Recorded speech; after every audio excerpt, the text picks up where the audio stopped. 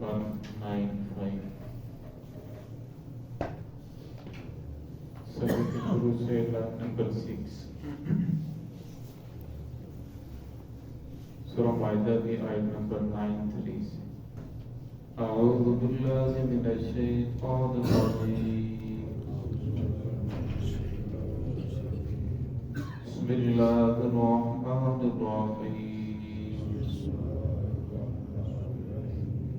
या अय्युहल्लज़ीना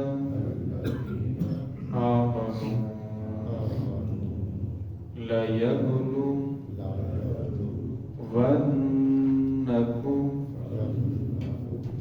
अल्लाहु बिशैइन मिनस ख़ैरि तनालुहु ऐदीकुम व रिमाहुकुम लियअलम अल्लाहु मन यख़ाफुहु बिलग़ैब फमन अतदा बअद ज़ालिक फलहु अज़ाबुन अलीम। बिस्मिल्लाहिर्रहमानिर्रहीम या अय्युहल्लज़ीना आमनू लयबलुवन्नकुमुल्लाहु बिशैइन मिनस ख़ैरि तनालुहु ऐदीकुम व रिमाहुकुम लियअलमल्लाहु मन यख़ाफुहु बिलग़ैब फमन अतदा बअद ज़ालिक फलहु अज़ाबुन अलीम। या अय्युहल्लज़ीना आमनू ऐ ईमान वालो लयबलुवन्नकुमुल्लाह अल्लाह रब्बुल इज़्ज़त तुम्हारी आजमाइश करेंगे, तुम्हें आजमाएंगे बिशैइन मिनस ख़ैरि किसी चीज में से शिकार के साथ तनालुहु पहुंचेंगे ऐदीकुम तुम्हारे हाथ व रिमाहुकुम और तुम्हारे नेज़े उनको लियअलमल्लाह ताकि अल्लाह रब्बुल इज़्ज़त जान लें मन यख़ाफुहु कौन अल्लाह की ज़ात से डरता है बिलग़ैबि बिन देखे फमन अतदा बअद ज़ालिका वो शख्स जिसने हद से तजावुज़ की इसके बाद रोकने के बाद फिर ऐसा किया फलहु अज़ाबुन अलीम उसके लिए दर्दनाक अज़ाब है। इस आयत के अंदर अल्लाह रब्बुल इज़्ज़त ने बहुत ही खूबसूरत बात को शुरू फरमाया। अक्सर हमारे ज़माने के अंदर ये सवाल दोहराया जाता है कि मुसलमान होकर मुसलमान ने इतने गुनाह किए, मुसलमान होकर जराइम करता है।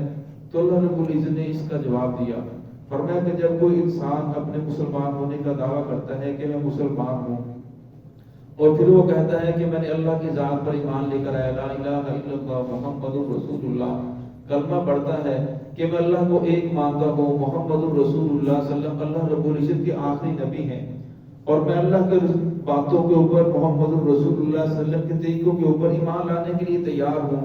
अब मैं मर मिटने के लिए तैयार हूँ लेकिन आका सल्लल्लाहु अलैहि वसल्लम के तरीकों के ऊपर अमल जरूर करूंगा, क्योंकि अब उसने दावा कर लिया, कलमा पढ़ लिया, वो मुसलमान हो चुका है।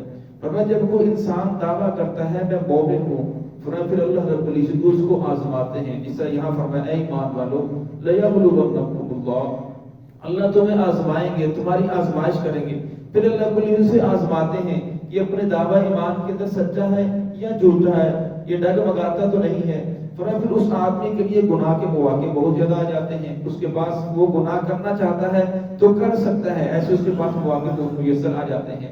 फिर अल्लाह रब्बुल देखते हैं इन मौके होने के बावजूद अब ये अल्लाह की ज़ात से डरता है, अल्लाह को देखना तो नहीं, बिन देखे अल्लाह की ज़ात से डरता है या नहीं। अगर अल्लाह की ज़ात से डरता है तो फरमाया फिर इसका ईमान कामिल और मुकम्मल है। और फरमाया जो बिन देखे अल्लाह की ज़ात से नहीं डरता, अब उसके पास गुनाह के मौके मौजूद हैं, फिर वो गुनाह कर बैठता है, फिर इस आदमी का ईमान जो है वो मशकूक है, ईमान इसका कामिल नहीं है। तो यहाँ भी अल्लाह रब्बुल इज़्ज़त ने फरमाया ईमान वालों को कि जब तुम احرام کی حالت کے اندر ہو تو اس وقت شکار کرنے سے منع فرمایا. گزشتہ جو ہم نے آیات پڑھی اس کے اندر اللہ رب العزت نے ان چیزوں سے منع فرمایا تو جو ہمیشہ ہمیشہ کے لیے حرام ہے. جو ہمیشہ کے لیے حرام ہے, شراب ہمیشہ کے لیے حرام ہے, کسی کو دھوکہ دینا یہ ہمیشہ کے لیے حرام ہے, رشوت ہمیشہ کے لیے حرام ہے. اب اللہ رب العزت ان چیزوں کا تذکرہ فرما رہے جو ہمیشہ کے لیے حرام نہیں بلکہ تھوڑی دیر کے لیے حرام ہے. فرمایا جب تم احرام کی حالت کے اندر ہو, جب انسان احرام باندھتا ہے تو اس کے لیے سلا ہوا کپڑا پہننا یہ جائز نہیں, بلکہ یہ حرام ہے. سلا ہوا کپڑا نہیں پہن سکتا, شلوار قمیض, اس نے 2 چادریں پہنی ہوتی ہیں. اسی طرح ساتھ نہیں ڈھانپ سکتا, اپنے بالوں کو نہیں تراش سکتا اور اپنی پونچھوں کو نہیں کاٹ سکتا, جسم کے بال وغیرہ نہیں اتار سکتا, جوتا ایسا نہیں پہن سکتا جس سے سارا پاؤں چھپ جائے. تو فرمایا اس کے اوپر احرام کی پابندیاں آ جاتی ہیں. ان پابندیوں میں سے ایک پابندی یہ بھی ہے کہ محرم احرام کی حالت کے اندر شکار نہیں کر سکتا. اب ایسے شکار کے لیے نکلتے تو شکار ملتا نہیں تھا. صحابہ کرام فرماتے ہیں کہ جب ہم مدینہ سے احرام کے باندھ کر ذوالحلیفہ, جسے آج کل بیر علی رضی اللہ عنہ کے نام سے مشہور ہے, جب ہم وہاں سے احرام باندھ کر نکلتے تو یہ لمبا میقات ہے.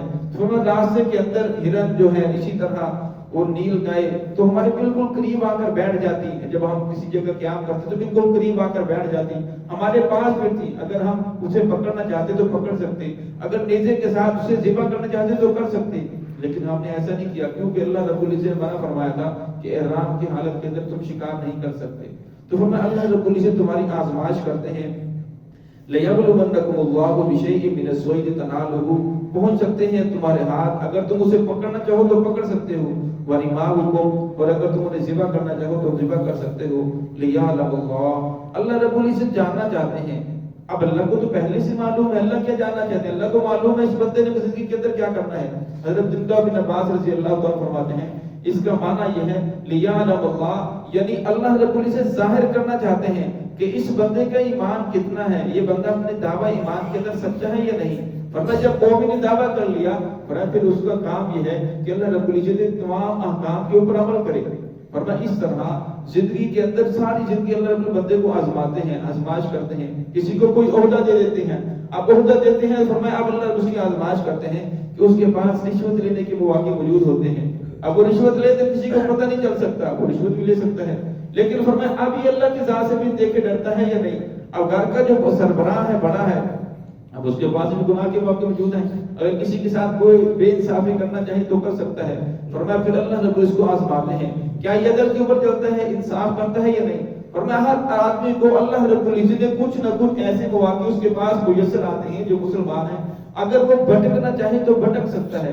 فرمایا اگر وہ بھٹک جاتا ہے تو پھر وہ اپنے دعویٰ ایمان کے اندر سچا نہیں بلکہ مشکوک ہے. اگر وہ نہیں بھٹکتا فرمایا پھر اس کا دعویٰ ایمان کامل ہے. پھر اللہ رب العزت اسی طرح بندے کو جھنجھوڑتے رہتے ہیں, ایمان والوں کے اندر رب العزت آزماتے ہیں, انہیں بار بار جھنجھوڑتے ہیں, کیا یہ اپنے دعویٰ ایمان کے اندر پکا ہے یا بھی ڈگمگا رہا ہے.